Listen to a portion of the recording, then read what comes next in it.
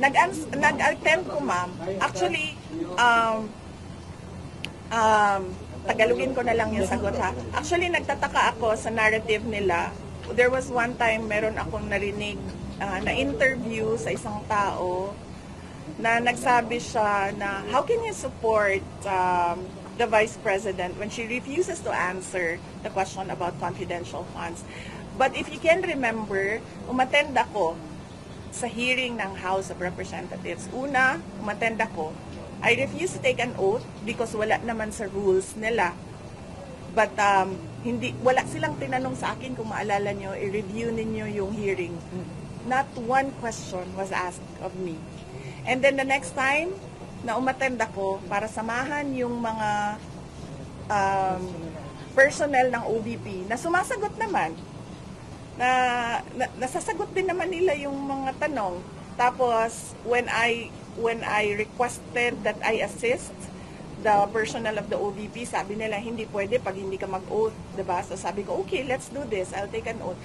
They never asked one question.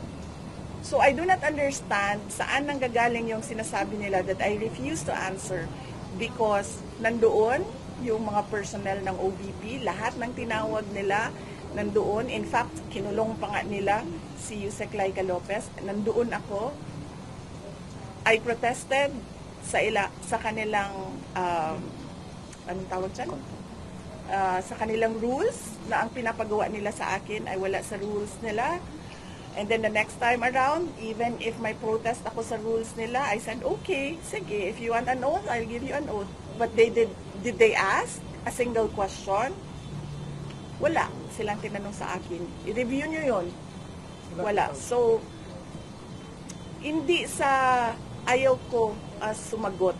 Wala silang tanong during the hearings. And they met a dead end doon sa hearings nila na nag-decide na lang sila, okay, i-impeach na lang natin ito siya without any evidence at all of wrongdoing.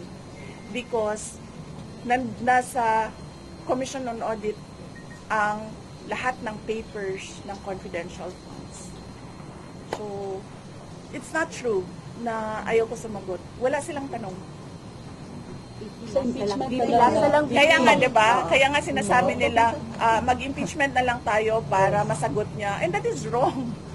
Diba? Bakit ka naman mag-impeachment just to fish for wrongdoing? In fact, meron pa silang ginagawa ngayon kasi they counter the dead end doon sa committee hearing.